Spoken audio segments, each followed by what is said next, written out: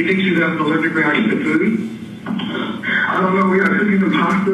I don't know what she's done. If she's done anything today or anything, but everything was fine. And then I don't know what's happening. She got coming out of her mouth and she's shaking. We're back in the Poison Playbook murder trial where the medical examiner's testimony is giving this jury plenty to consider. The doctor said Jade Benning died of a cocaine overdose, but could not determine whether her death was a homicide. Prosecutors say former NFL scout Blaise Taylor poisoned his pregnant girlfriend to avoid becoming a father. The defense says the state cannot prove Taylor caused her death.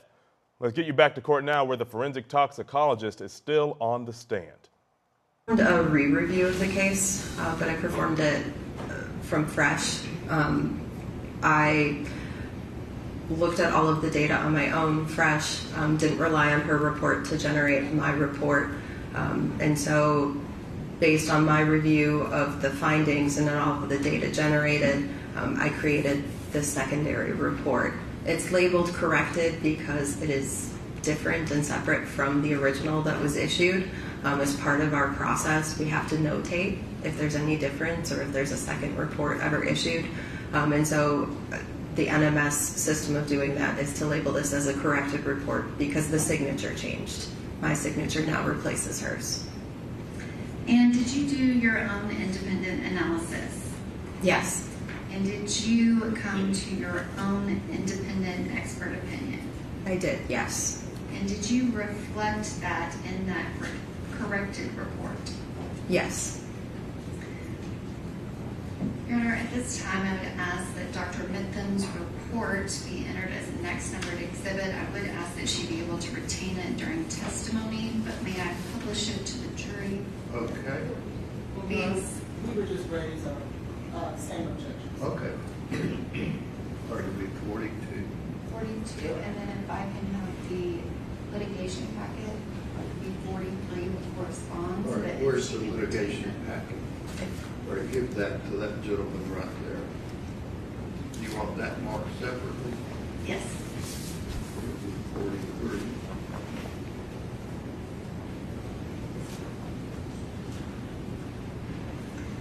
And Dr. Mithen, do you recognize the document that is on the screen next to you? Yes. Which this is just the first page of your report. Your report is actually multiple pages, is that correct? Correct. But does this summarize your findings? Yes, the front page is a good summary of the findings. And can you state for the record the work order?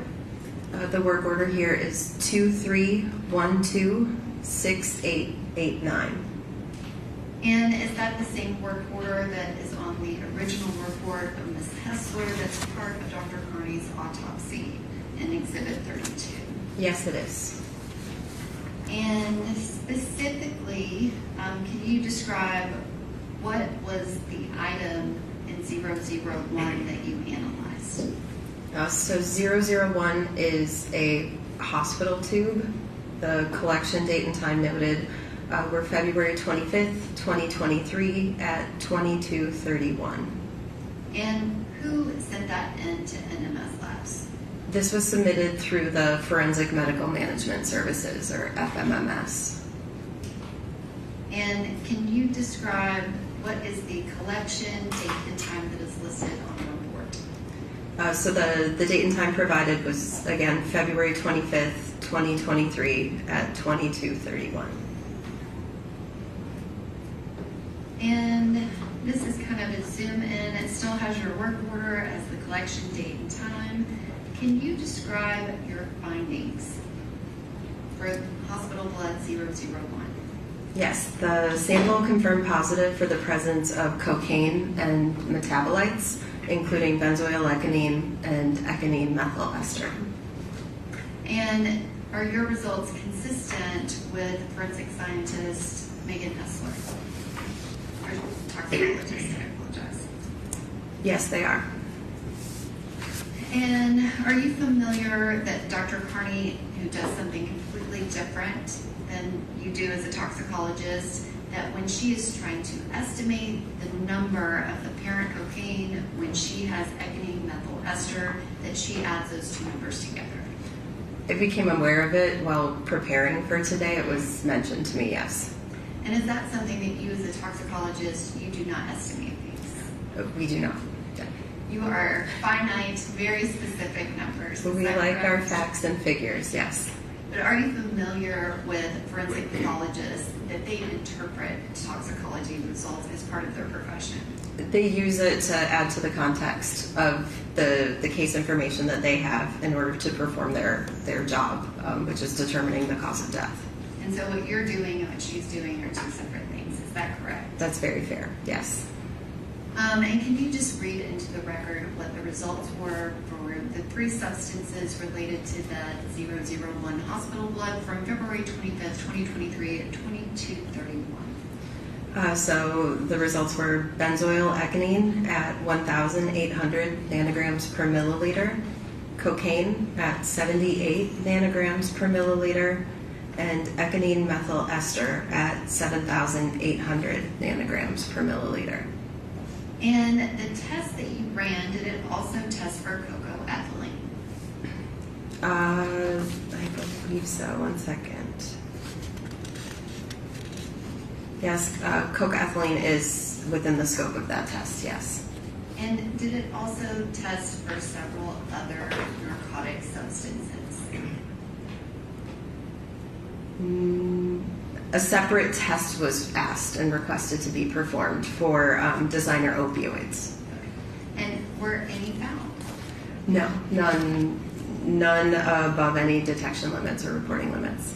Are these the only substances that were found in the blood that was tested from that first hospital blood? The only findings within the scope of what we were asked to test. And one of those was cocaine, correct? Yes. And then also designer opioids, is that correct? Yes.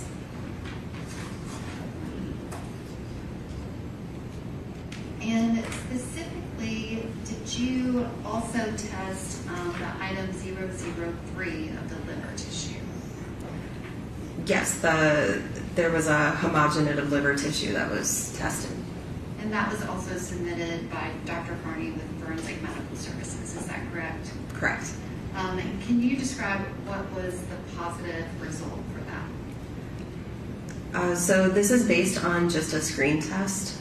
The other results where a numeric value is reported is actually the result of multiple tests, both a screen and a confirmation.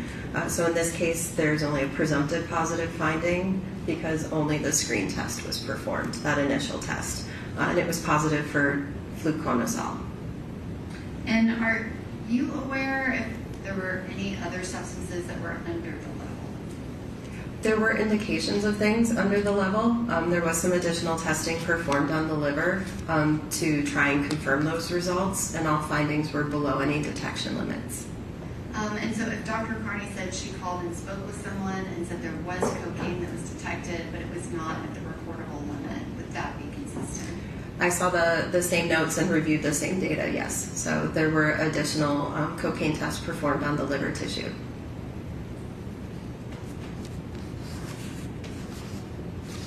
Thank you, Dr. Smithson. I believe I asked that she be able to retain the last 2 exhibits, but if those could go to the clerk, I believe it's 42 and 43. Okay. I think you already took the one. I think it's just that one.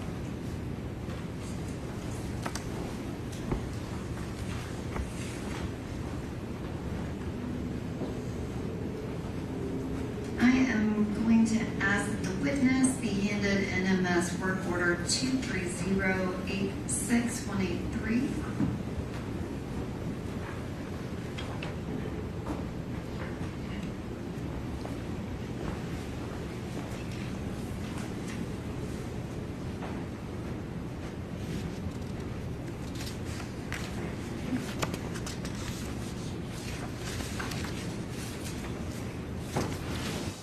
All right, still watching along with us this hour, trial attorney and legal analyst Terry Austin.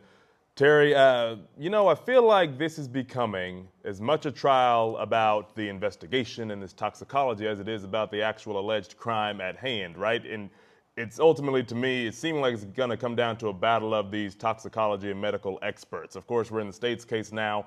I'm sure the defense is going to have experts of their own once their case gets presented. And it strikes me as one of those cases that, you know, whichever side's expert appears more credible, that's probably who's going to win this case. What say you?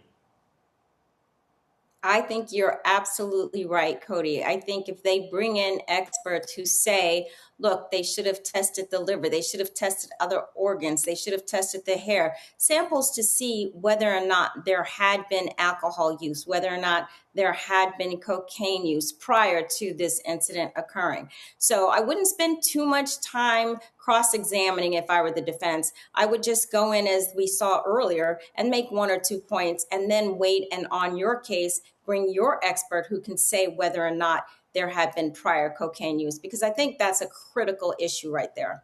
And Terry, I want to talk about, you know, in your experience, jury psyche, right? Because, you know, admittedly, as I'm sitting here watching all these experts in the science and the toxicology, it's kind of getting lost upon me. We're talking about all these big words that I ain't never heard of, right? And I can imagine, you know, jurors typically, you know, seem to side with the science over their just human element emotions, because they can see all this, they can take all this in, but then they might just think about, man, this is a 25-year-old woman with an unborn child. He was there. It just had to be him. I could see that being some contention once they eventually get back in that jury room. You make an excellent point. So many times juries do look at the human side of things. Hopefully they will look at the facts as they've been presented. They'll look at the law. They'll take the expert's case and make sure they consider what each side expert has to say. But I think also from a human standpoint, Blaise has an opportunity to make himself look as though he looked at this as a human being. I mean, we've already heard the recording where he called 911, and I think that speaks volumes. He may even, we've seen crazier things, get on the stand to say how he really felt.